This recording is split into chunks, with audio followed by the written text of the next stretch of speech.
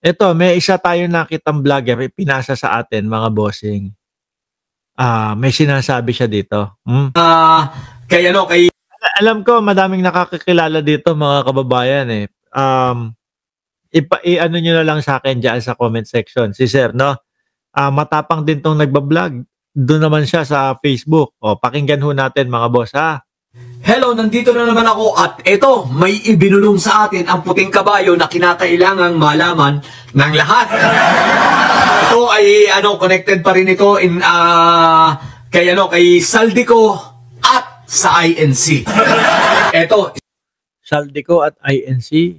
Mark. Oh, yan. Tama yan. Patrick Joaquin. Yan yung pangalan niya. Alfred Mark Guzman. Oo, magaling. Oh. Sige. Tsaka pag nakipagdebate ito, mga kababayan, talagang hinaharap niya. Makikita mo yung mga DDS, kapag tinatanong niya na, walang maisagot. No? Walang maisagot. Napag-aalataan po na talagang mahina ang kukote. Isang katotohanan, makinig kayo. Si Saldico ay isang legit na INC. Miyembro siya ng INC kasama itong kanyang bagman na si John Paul. So pwede na nautusan na ng INC si Saldico. Sabi ni Pujico, ex-DDS yan. O, biruin mo. So, ibig sabihin, baka nautusan na ng INC etong si Saldico. O, lumabas ka na. Itapat mo doon sa sa rally namin. No? At ang sabi ng ating puting kabayo, ang nagpatakas kay John Paul, ang nagpalipad kay John Paul ay mga INC. Ako, INC daw ang nagpatakas. Sabi, ang lakas ng INC talaga, no? Bakit? Anong connection ngayon ito? Itong pagkuha kay pagkuha para maging maglabas ng mga peking mga balita at mga peke at mga imbentong mga naratibo, itong si Saldico ay para maproteksyonan ang INC. Sapagkat dito marami palang kalokohan at involve ang maraming INC sa flood control. Oh, okay. Po, sinasabi po ni ano ulit pangalan niya? Alfred Mark Guzman. Yan ang una. Ito ang malupit na pangalawa. Okay. Noong nakaraang linggo ay nagkaroon ng pagpupulong o pagmi-meeting, nagpatawag itong si Marco Beta. Okay? Itong si sasabihin na naman, tulungan natin mga diskaya. Hindi ko po tinutulungan yung mga diskaya, ha? Ganun na naman sasabihin ni Marcoleta. Parehas lang Sinako at Roqueta nagngangawa sa labas ng bansa. No, takot umuwi. Oh, totoo yan. Lordy TV. No, sinesave lang yung kanilang mga sarili. Kahit sino na, wala na eh. Kumbaga, ang nasa utak niyan, na ako kahit saan na ako wala wala, no way out na ako. Subukan ko yung pinaka posible, yung pinaka inantok na ako. Subukan ko yung pinaka baka mangyari na mapababa si Bongbong Marcos. Di lahat acquitted kami, lahat okay na. Pati yung impeachment ni Sara, okay na din lahat. Hindi, yun naman po talaga kasi ang lakaran niya mga yan. Saldico, sino pa sa kanila? Marami pa hong iba, mga kababayan. Sara Duterte, Bato de la Rosa, Bongo, si Chavit Singson, tapos ito pa, mga bilyar pa ngayon. Bumabanat din. Kaya nga po nagkaroon ng sariling investigasyon sa mga bilyar lang ho eh. Marco Beta ay nagpatawag sa lahat ng involved sa flood control na makakasuhan at nakasuhan na. Tinatawag at hiningan ni Marco Beta ng at least minimum na tig 10 milyon. Putik na yan, Marcoleta, meron na naman, ito na naman. Marcoleta, uy, ito na naman, Marcoleta, taragis ka. Sino ang naniniwala kay Marcoleta na siya yung tumanggap ng 120 million, sabi ni Ramon Tulfo? Ako, hindi ako naniniwala doon. No? Hindi ako naniniwala doon. No, sabi ni Ramon Tulfo, hindi daw si Marcoleta yon.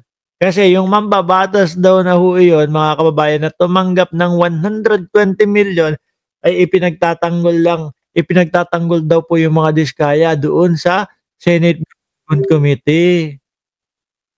Si Marcoleta hindi naman pinagtatanggol ni Marcoleta, 'di ba? Yung mga diskaya, hindi si Marcoleta 'yon. Pero ito may sinasabi siya, 10 milyon kada makakasuhan. Grabe Parang for sale yan kung totoo yan Ang bawat isang ito na mga kontraktor na magkakakaso para pangsuporta sa gagawing rally ng INC. Ito po, huwag nyo na ako na para ebidensya, ito po ay legit. Kailangan nyo ng ebidensya. hindi ito ay galing sa aking puting kabayo. Okay. So, merong mga nagbigay ng 150 million. Okay?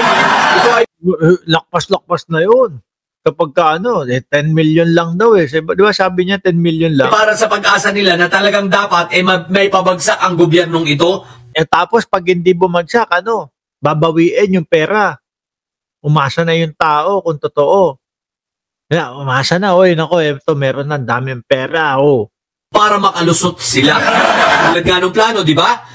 Si Diskaya at ang iba pang mga tulad doon sinabi natin, mga kinontent ko yung nakaraan, na para mapawalang sala sila. I mean, hindi sila masampahan ng mga demanda. So ngayon, nagkaroon ng pagmi-meeting, ng pagpupulong sa arena sa Philippine. Sa Bulacan yun. Hindi ako nagkakamali. Di ba, Maricel de Guzman watching from Montreal. Arena, no? Nitong nakaraang linggo, Alam nyo ba kung sino ang mga nandoon? Andun sino? rin itong si Cayetano. Si Boy. Di Boy 12K na sila. Nagsama si Cayetano at nagsama si Marcoleta. Di 12K na. The 12K duo. Di ba? The 12K duo. Bakit 12K? Yung isa 10,000 ang pangako, yung isa 2,000 ang pangako. Parehas hindi nangyari. The 12K duo. Present doon at si Vic Rodriguez. Nandun. Dadagdagan mo pa 12K kasi nagsama yung dalawa, 2,000 tsaka 10,000 tapos si Vic Rodriguez 0.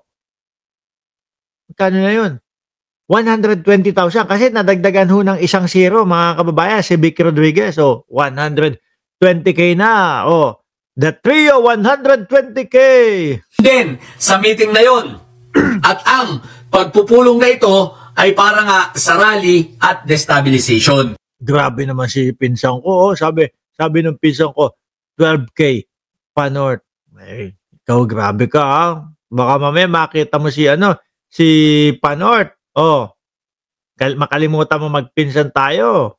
Now, merong mga kontraktor na nagbigay ng 150 million. Merong nagbigay ng 50 million. So, ang hinihingi lang pinakamababa ay 10 million. At ito ay pangsuporta para sa rally nila sa ngayong linggo. So, sa darating na linggo. So, nangyari yung meeting na yun ay nitong nakaraang linggo lang. Basta tayo, pinsan, pro-life tayo, para sa buhay tayo, di ba? Hindi tayo doon sa papatay-patay, puro patayan, yung kagaya ng mga Duterte. So, positive yan. Yan po ay legit. Kaya kung merong mga nandun, ang makakapagpatunay pa nito, magtanong kayo, yung mga malapit doon sa mga trabahador ng Philippine Arena. Alam nila yan. Ang datingan doon. Si Paulo Saison. Uy! Paulo Saison, shout out sa iyo. Nako po, yan po ang milyonaryo po yan dito sa Cayman Islands, mga kababayan. Sabay-sabay po natin batiin si Paulo Saison, mga bossing. Nako po. Pagka usapin pera hindi papahuli yan. Limpak-limpak ang pera niyan dito sa Cayman Islands. At yun po ang napag-usapan. Okay? So, yan ang update natin ngayon. So, si Saldico, isang iglesia. So, kung si Saldico ay mahuhuli at mapapauwi, mukhang maraming madadamay. Madadamay ang... Hindi papayagan ng mga DDS. Noong una mga kababayan, yung mga DDS is ang sasabihin niyan, umuwi ka na, Saldico. Ganyan. Ngayon, ayaw na po nila.